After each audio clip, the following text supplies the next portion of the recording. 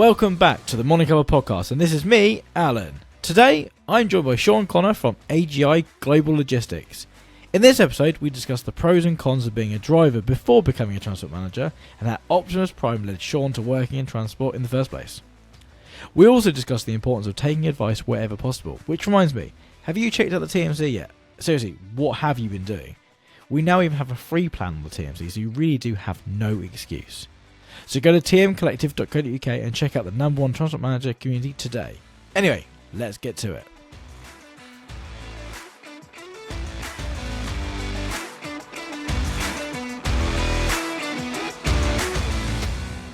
We'll make it sound like we weren't talking before I press record. Hey Sean, how you doing? Yeah, I'm good, Alan. How are you?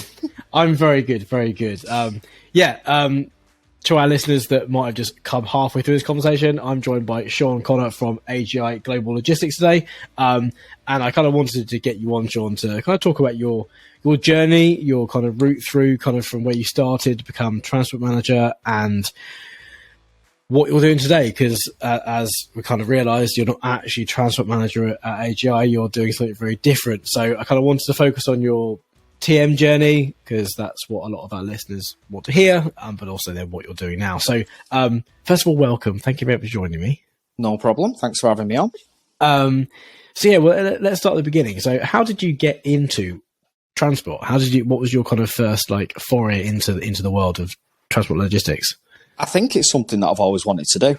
Remember being younger and seeing the trucks on the road and having the idea, and jokingly, I think between friends and colleagues, it starts with watching Transformers and Optimus Prime being my favourite. Nice. It's sort of the earliest memory I've got of anything transport related. I feel like I need to write a origin story of all the TMs in the country, and that's your origin story. That lends itself to be a perfect film starter. That does. It's not a bad one, really. No. But, so did you start off driving then? Was that kind of your first foray into it? Left school, jobs in between. Always wanted to take me HGV licence. So I took me class 2 when I was 21. Nice. I had the opportunity to then double it up onto me class 1, but decided against it. I wanted to get some work experience behind me Makes on sense. the class 2s. Did that for 6 years. Who did you drive? Was it with one firm, or did you kind of move around? Not too many firms driving wise. There's only a few local firms in Manchester. Okay. That, I worked with for about 2 years apiece, and then 3 years.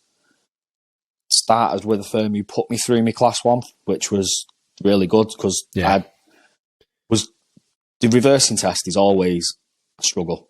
Yeah. But luckily, I used to go down on a Saturday morning, and we'd set up in the yard a bit of a test, so I had a bit of a practice on it, and that's good. Getting a bit of help off some of the drivers. Was that just kind of ad hoc stuff from the drivers, or was it organised by the fleet manager and TM and stuff? It was a little bit of ad hoc with the advice they were giving, but the reversing thing with the company paying for it, it was sort of set up, just to give you as much experience and as much chance as possible. And I ended up moving away from Stockport for a few years. When I was down there, I wanted to, instead of being, because a lot of the driving I did was always long distance, so you're out all week or most of the week. Yeah. Wanted to go office side, because it seemed a pointless move for myself, because I could have carried on doing the job I was doing whilst up with it, and then going down at weekends. So decided I wanted to go office side. Gave that a go for a bit. What was your first kind of office role? Was it administrator, planner, or what? It was classed as a coordinator. Working for a company that had a central planning team. They put the plan together on a sheet. You had to marry it up with your drivers you got available. Was doing that for a little bit. Got interviewed for the role, but got told I didn't have the office experience to do it. But covered the role whilst the interview process was going on. That old chestnut. Got a little bit disillusioned with that, to be honest. So I ended up leaving that company, going back driving again, being away all week. Did you not think to kind of change up your type of driving you were doing? Because there's loads of types of driving out there. It doesn't have to be away all week. It's the type I enjoyed. I I did the day runs, and you tend to go the same place. It was like set runs. It was the same places every day. Yeah. And to be honest, I found it was a bit boring and a bit just. Yeah. I always found that you tended to have more time to do things when you're just there at a weekend, because you've got the full weekend to just relax. Yeah. Rather than doing your shift, finishing work and thinking, right, well, I'm back in work in 10, 11 hours. Yeah. I suppose I better have some tea and go to bed. It's not really a life, is it? No, you didn't really get much time to do anything. You couldn't like go to football after work, or couldn't go for a few beers and stuff. Like it's not worth your professional reputation or your license to go and get over the limit, for example, by accident by going for a few beers. So yeah. And you tended to have more time as well. Like you say, you've got your commute. It might only have been 20 minutes, but that's still 40 minutes out of, say, your 11 hours. So you're down to 10 hours. Then obviously you want to relax when you get home, because you don't want to literally go in, have something to eat, go to bed, get up. Repeat. We interrupt this program for a special report. Not really, just me again. So, you've done your CPC exam. Now, let's prepare for the real world of transport with the TMC Mentor Program. Join a mentor group on the TMC and get weekly calls plus a private group chat with an experienced transport manager to help guide you whilst you make your first steps into the world of transport management. To find out more, go to tmcollective.co.uk and see how a TMC mentor can help you get ahead. Anyway, that's enough from me. Now back to, me. So obviously you moved into a coordinator role, as you said. And were you interviewing for the transport management role at that firm? Is that what you kind of tried hiring up for?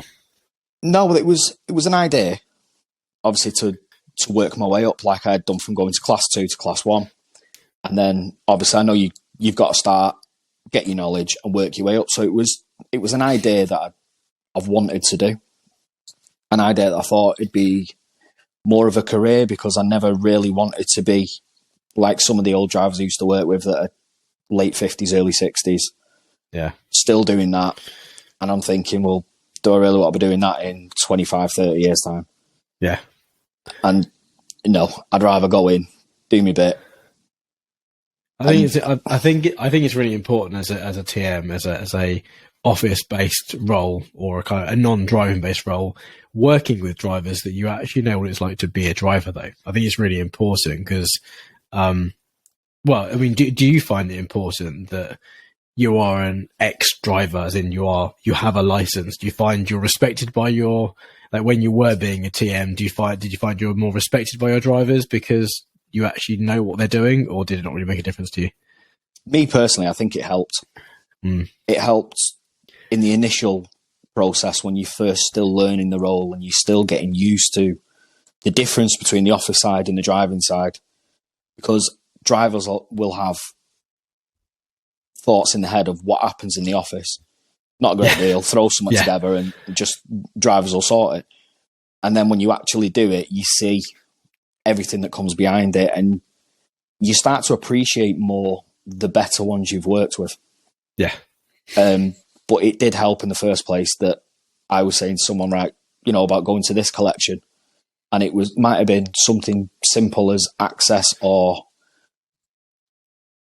make sure you're driving this way because the gate's on your right hand side rather than being the other way, because it's on, it's little pointers. And you give a shit about that because you were that driver. That's the sort of stuff that makes a difference. Yeah. I mean, I was talking to, I won't name names or customers because sometimes I get people in trouble when I say this sort of stuff. But I was talking to a driver years ago now, and he went out with an account manager, and he was sort of saying how when the planners put them to where they were going to go, invariably it was just like a postcode, didn't really give them an access point or whatever. Yeah.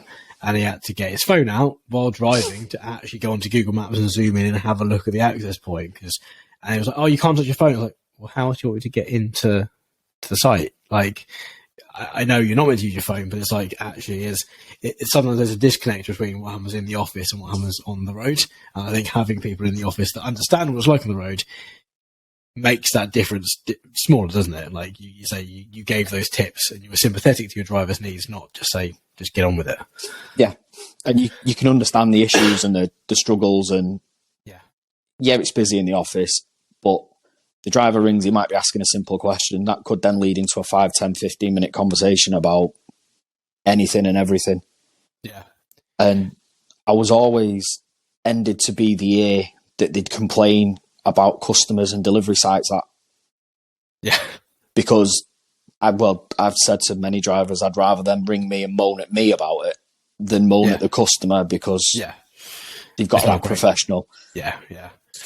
And I've seen it in my own experience where people have been not disrespectful, but not as polite as you can be to people, you know, on booking in officers and everything like that. And then you see that their load then goes to the bottom of the pile, and the forklift driver will go for his brew before he unloads you, or just petty things, but don't make it more difficult for yourself. People want an easy life at the end of the day, so of course they do. So you were coordinator, and you went from there to, did you say you tried going for another role and you didn't get the role, or they were doing the role? What was that role, or was that the coordinator? That was the coordinator role. Oh, okay, right, okay.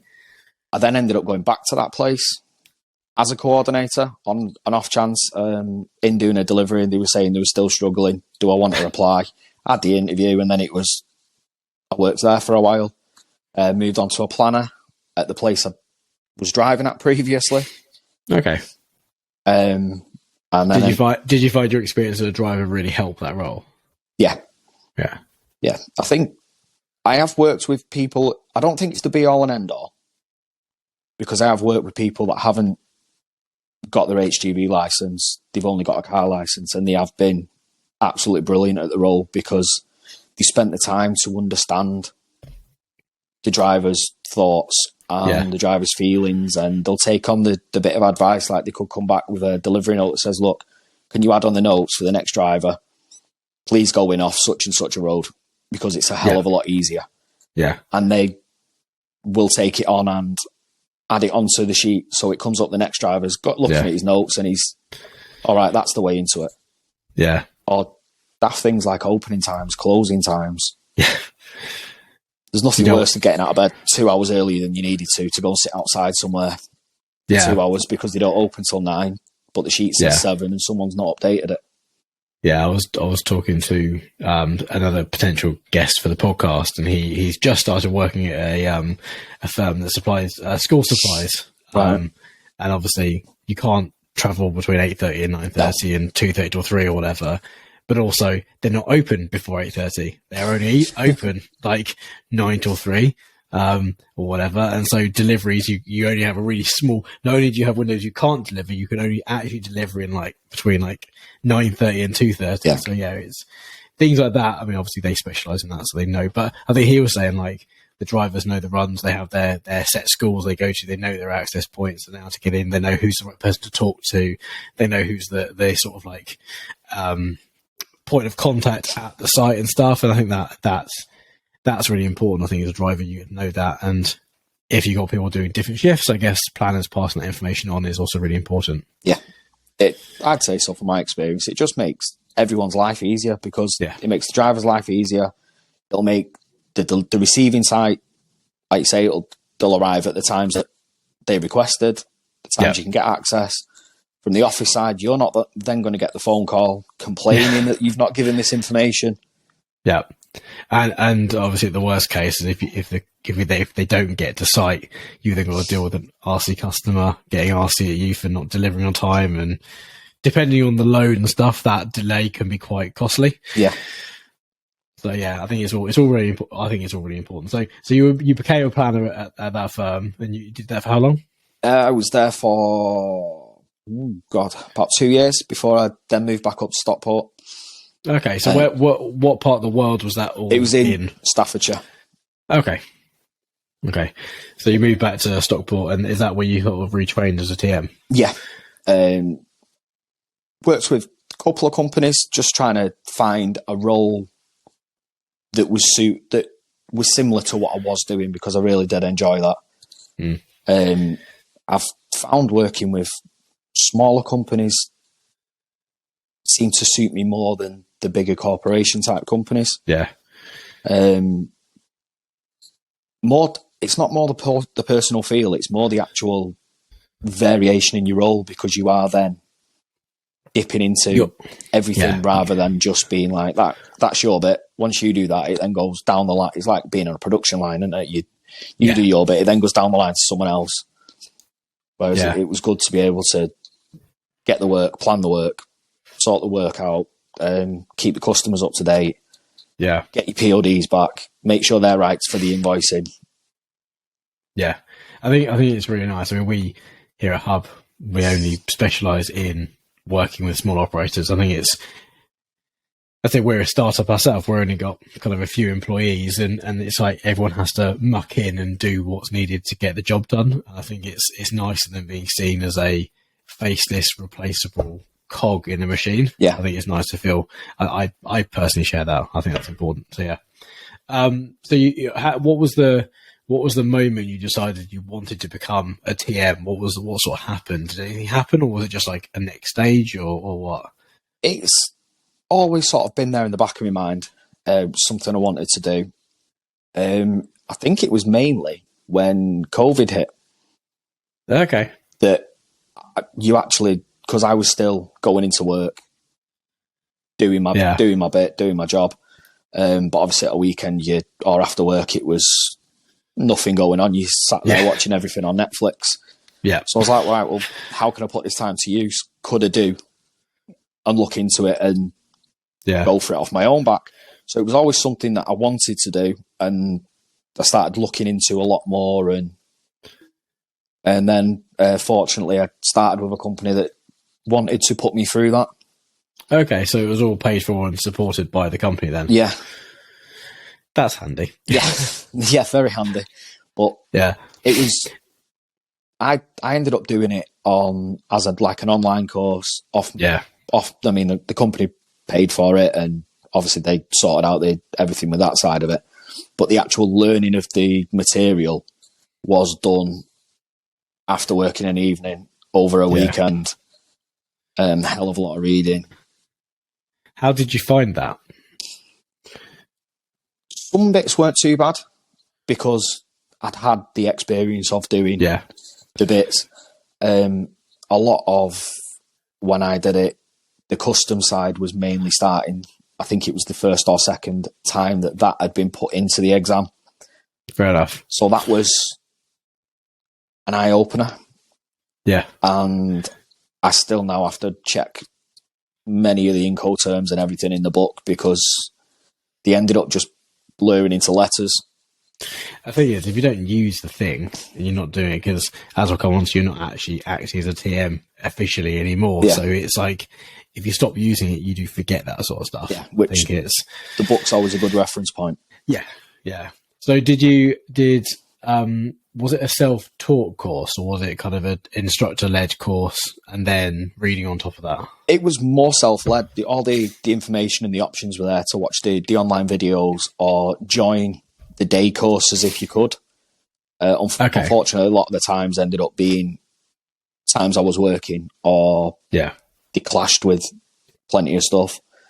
So there was a hell of a lot of reading. A lot of they had a lot of online multiple choice tests or little test bits on certain parts of the book. Yeah. And I ended up doing that more than the actual physical reading of it. Fair enough. Did you find that was an easier way of kind of learning the information? Yeah. Luckily, there wasn't repetitive ones, so all right, it's the fifth time I've done this test, and all the fourth answer is D, 5, etc. It was easy for me to put an educated guess in there, then go back through. Right, well, they're the ones I got wrong. Right, well, let's focus on that. And it was luckily it was set in sections. You could do it in each section, or you could just do a whole range of everything. Yeah. So it was a lot of doing them. With hindsight, would you have preferred to be on a course with an instructor and sort of like learn it that way? I don't know. I think with some bits, I think it would have helped to have someone explain it and possibly put it in a way that then clicks with you. But I'm glad the way I did it. Well, it worked. So it worked around it. Well, yeah, you passed. Yeah. But I think as I think for yourself, but a lot of other TMs would kind of agree with, is the TM, well, the actual course just is there to pass an exam. Yeah. It's not there to prepare you for the real world of being a TM. Did you find that? Yeah, it's the same as your driving test. Yeah. You're taught how to pass this test. Yeah. You're learning, you do on the job. And what did you, so you qualify as a TM at this firm, and they obviously supported you through it. Yeah. What was the post? Did you then get promoted to transport manager? Were you given the job role at that point? Yeah. Were you actually were you named TM on the O license? I wasn't named on the O license, okay. But I was given the job in name. Basically, okay. The job role had changed from planner, who was basically running the whole transport side of it, to transport manager, still doing the same sort of role. Yeah. Okay, so but you're obviously using the knowledge and stuff you've got. So did you get much support from your employer in terms of, like, I say on the job training? Were they sympathetic to the fact that just because you're a newly qualified TM didn't mean you knew everything? Yeah, they were quite good. There was a couple of other qualified TMs in the company that you could always bounce on for advice or little queries. And so did you find that useful? Did it at times? Yeah. Other times not as much, mainly just because of the way some people are. They're not the most supportive. Yeah, they're just not the most helpful in answering questions. Yeah. It's like, you should know this. You're a TM. You should know this. Like, well, no. Yeah, that's why I'm asking. I want to make sure if what I'm thinking is correct. Yeah. It's what I mean. I don't want. This is not meant to be too pitchy and sales pitchy, but it's why we recently have just developed our new product called the Transport Managers Collective. Is if you work internally, you've got potential people inside the organisation to support you. But if you're an external TM, you've got no one. You've got no one to bounce ideas off, apart from going to some of these Facebook groups that sometimes are not the most truthful, helpful. Yeah. Well, I mean, you nail on the head there. Like, truthful. Sometimes some of the advice that gets given is just woefully wrong, and from experienced people. But I think a lot of new TMs. I mean, we've started promoting the TMC on some of the Facebook groups, and a lot of the ways we've done that is by saying, look, we're going to turn comments off on this post. If you want to talk, DM, talk to us directly. And a lot of the comments have been, appreciate that, because me going, yes, I want that thing, because I think we were giving her a free copy of our new operator audit form or something that was useful for new operators. But if you'd said, oh yeah, I want one, suddenly you're like, oh, do you not have one? Why do you not have that? How can you not know that? You're a TM, you should know that. So a lot of people like actually being sympathetic to that. So yeah, it's one of the values we stand by is like, not, you can't be expected to know everything, but you shouldn't be able to ask for help when needed. And I think that's really important. So yeah, it's like you say, it's just having the people to ask. Yeah, a lot of it's either through personal people that you know or people in the same role. Yeah, and if you build up a network over years of doing the job, that's fine. But if you're wet behind the ears and you're a new TM, you might not have come from a driving background. You probably don't have a massive network of people to call upon, and that's one of the reasons, say, we launched the TMC. So there's we're trying to create a big community of new and experienced TMs that can share ideas and sort of build a community that can support each other. And I think that's extended not just to kind of compliance knowledge and like regulatory knowledge, but also kind of like mental health. Yeah, I think it's really important to support. I think being a TM is really stressful. Working in transport generally is really stressful. I can imagine you're working in organisations with razor thin margins. You're always overworked because they're working to find margins. So yeah, I think someone's mental health, and also it's predominantly male as well. And us blokes don't talk about our feelings as much as we should do. That's very true. I don't know if I know you've listened to a few episodes, but our audience would know that I bang on about mental health quite a lot. I've got a therapist. I don't want to hide that. Like, it's fine. But a lot of people are quite closed to those sort of things. So providing the support and the community that does alleviate some of the isolation that comes from that is quite important to us. So you obviously qualified as a TM. You were working for, I'm guessing, a few months, and then you've moved from that role into, what is your official job title now? My job title is transport manager, but we are a freight forwarding company. Right. So I am from some companies' perspectives, the enemy that doesn't know what they're doing. Yeah. Do you find that you get abuse for your role, or do you find that once you get to know people, they know that you actually are a driver, a planner, a transport manager, you understand the ins and outs, or do people just not care? Some don't care. Some companies that, since I've started, I've brought into our business, and companies we work with, new hauliers on board, new suppliers, I've actually been out, sat down, had a coffee with them, had a chat, got, like you say, go through a bit of your background, go through their background, see where we can help each other. And it so far seems to be going well. So how long have you been at AGI? Since July last year, July last year. So what was the what was it, just the natural progression of your career to go down this route, or was there a sort of a, did you want to move into sort of account management within a freight forwarding company, or was it just a right place, right time? What was the sort of motivation? It was right place, right time, to be honest. I worked with my boss now at a previous company. We got a fair few loads through AGI that we covered for them. We got on well. Just having a conversation. There was an opportunity there in his business that he wanted to fill. He thought I'd be the one to do the role. Had a phone call, had a conversation, and it suited at the time. And it's another sort of rounding with the industry for myself that I think's good, because I'm tried as much as I can to work in different sectors. Yeah. And not specialising, not necessarily a jack of all trades, master of none, but have a bit of experience in each type of sector and each role. Do you feel that you've experienced enough to make a decision around what you see your career looking like, or are you still kind of happy where you are right now? Or I guess, in case your employees listening, you're very happy where you are right now, not looking to move at all. No. But like, would going back into transport management, like the compliance side, is that something you'd look to go back into, or you kind of, don't know, see where the wind takes you? I would do.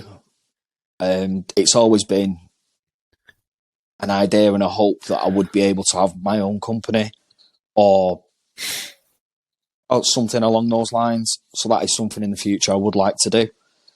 But at the moment, it's just, I am settled at the moment for where I am. I do miss the day-to-day chats with drivers. As daft as it sounds, because many people, it's like the one thing they want to avoid is a driver coming up telling them how bad the day's been or how bad the breakfast was at such and such a place. But it was always something I enjoyed in the job. Yeah. I guess you're one step removed now, aren't you? You're kind of I'm talking to drivers directly. No, not talking to drivers at all. It's, customers, hauliers. Yeah. So it's something that I never thought, because it was something that forever you just sit at home, the phone rings, you're looking at it and you're like, oh, what's he want now? Or what's this? What's that? Yeah. Usually it comes to you when it's a problem that needs to be dealt with, or they want to whinge. Yeah, normally. So it's the one thing that you look forward to not hearing, but then every now and then you think, oh, do you know what? But I do still keep in touch with people the drivers that I used to work underneath me. Yeah. We actually meet up every couple of months, have an afternoon out and a bit of a laugh and a catch up. So I think it's important. It's important not to burn bridges, I think. No, that's something. I'm not going to say I'm perfect, and I've never done that with companies, because I have, but it's something that I've always tried not to, because you never know what's around the corner. Because actually a massive industry. Like, I mean, yes, there's hundreds of thousands of drivers, but like, there's not millions of us that do this. No, it's quite strange, especially seen. Seen from in and around companies working in Manchester and then working down in Stafford. It's strange to see how they tend to move between the same 4 or 5 companies. The drivers would have all drove for these same companies. Some of the office staff would have moved between these companies, or they've started off here and then moved to the next company and progressed a little bit further. I guess it's quite a lot of like local firms kind of almost isolated in their own approach. I know that with some of our customers, we've got drivers that hop between some of our customers. Like we see them disappear off one customer and appear with someone else. Like, okay, that's where you've gone. Like it's quite incestuous, because it's kind of, especially if you do the same sort of haulage as well. It's like, well, I've driven tippers. I can drive tippers. Okay, I'll go to another tipper firm. Like, it's easy to make that transition. So yeah, you do get those sort of like quite small pockets of people that get to know each other. For sure. So what? Obviously, you only qualified technically last year, but you were doing the role for a while beforehand. What piece of advice would you now kind of give to a new TM, either one that's just qualified or one that's about to qualify? What nugget of advice would you give to them to maybe avoid any mistakes you've made, or learn quicker than you did? Just to take in as much as possible. Just to listen to not necessarily the more experienced people, but like you say, the younger people that are coming into the industry, because they might have this one little idea that appears out of nowhere that you've been people have been looking for the answer. And for me personally, I've taken a lot of listening to drivers. Obviously, with driving myself, you listen to the experienced ones, and you just little nuggets. There could be 99% of what they're saying is rubbish, but there might be that 1% that you think, well, that's not actually a bad thing, and then it'll come up at some point. And to not be afraid of asking for help, or guidance. I think you've hit the nail on the head there. That's people get quite frightened of looking like an idiot, especially with the way Facebook groups bash people and stuff. I think it's positivity goes a long way to solve a lot of that sort of stuff. If you've got someone that you know can give you advice, no question's a stupid question. Especially in the line of work we do, that's what you think could be a stupid question could be the difference between, at worst case scenario, life or death. Or it could be something that then causes a major issue further down the line. That you'd rather look a little bit embarrassed, ask a stupid question, than get it wrong and cause kind of a serious issue. So okay. So listening and I think at one point you made that listening to drivers as well. Drivers are a source of knowledge. They're not so many operators treat them as steering wheel attendants, but they are people, with feelings, so don't be a knob to them. But also, it's like they actually have experiences that are valuable. They're the ones at the coalface doing the job. They're your eyes on the road. They know what's what. They know certain things, and you find out silly little things as well. It's like you find out about companies that are trying to steal your work because they've seen someone's truck in there, and they're like, well, we do this all the time. How come there? Yeah. And if you've got a good team of drivers and they are polite, you can end up winning work through that. Yeah. I think utilising and motivating the team of drivers is an undervalued thing for your business. Because at the end of the day, as an operator, if you ain't got drivers, you ain't got a business.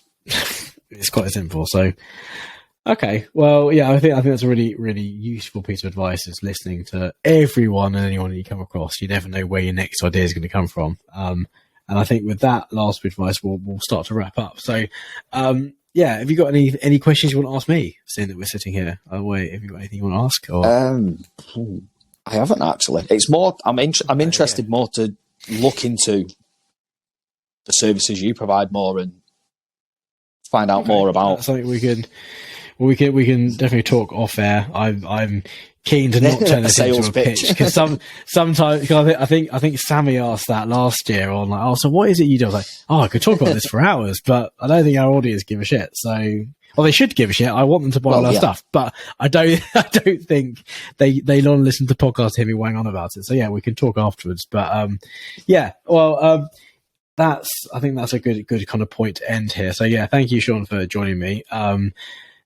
If anyone wants to find out a bit more about kind of Sean, I'm sure Sean will happily connect with you on LinkedIn. I'm saying that really confidently now because we obviously connected on LinkedIn. LinkedIn. You okay with that, Sean? LinkedIn's fine with me. It's a social media I actually enjoy because you're connecting with all sorts of people, similar interests in the industry.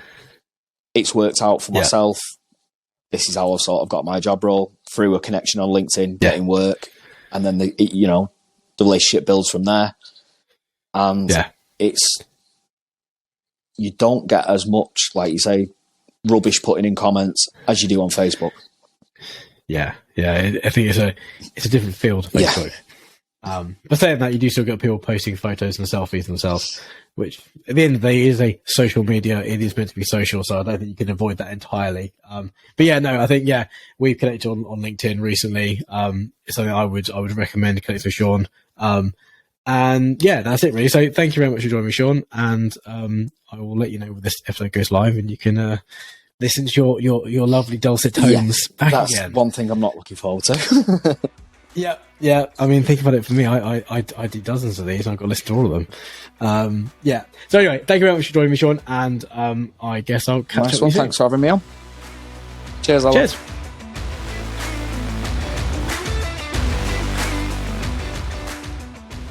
Thank you to Sean for joining me this week, and thank you so much for listening to this episode of the Morning Cuppa podcast. If you liked this week's episode, be sure to go ahead and leave us a review on iTunes, Spotify, or wherever you get your podcasts from. That will help us get in front of even more transport professionals just like you. As always, I do love chatting to other transport professionals, so do go ahead and follow me on LinkedIn, Instagram, using the links somewhere in the description, I'm guessing. That's all from me. Once again, thanks for listening to the show. I've been Alan, and this has been the Morning Cuppa podcast.